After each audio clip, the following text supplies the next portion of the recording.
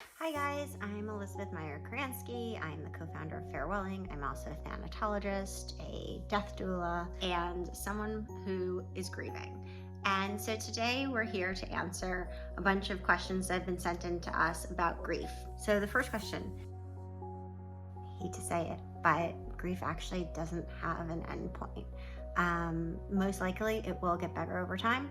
Unfortunately, grief has this way of kind of ebbs and flows to grief, right? And not only is each person different, but also each grief is different. And you may have days, you may have minutes that you feel really good, and then something like a holiday, an anniversary, or even hearing a song on the radio may trigger your grief all over again.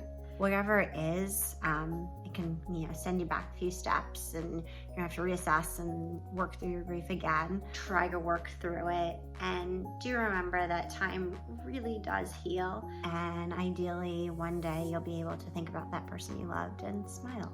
Okay, second question. My suggestion is to try to pinpoint what it is about going out as a group that bothers you.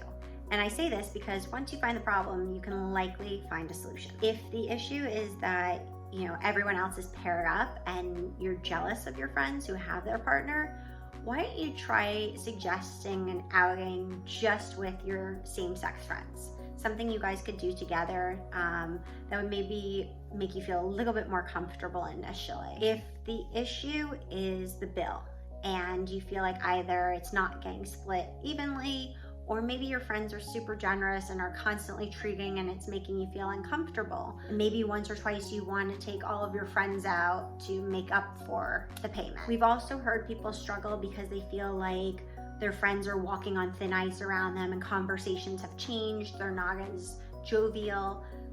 Again, have an honest conversation. Tell your friends that you're ready, to go back to laughter, and you really appreciate having that in your life again. These are people that are inviting you because they love you. So be honest with them and let them help you. Okay, third question.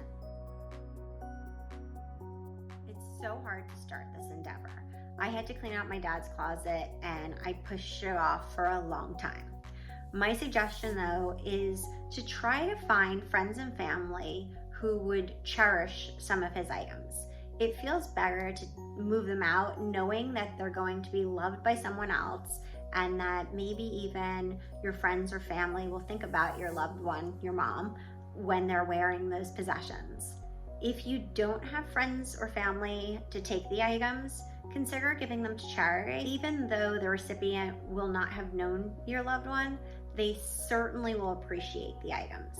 And that has to make you feel good, knowing that your mom's items are going to someone who's really going to get good use of them and cherish them. Hang in there and continue to send any questions you have.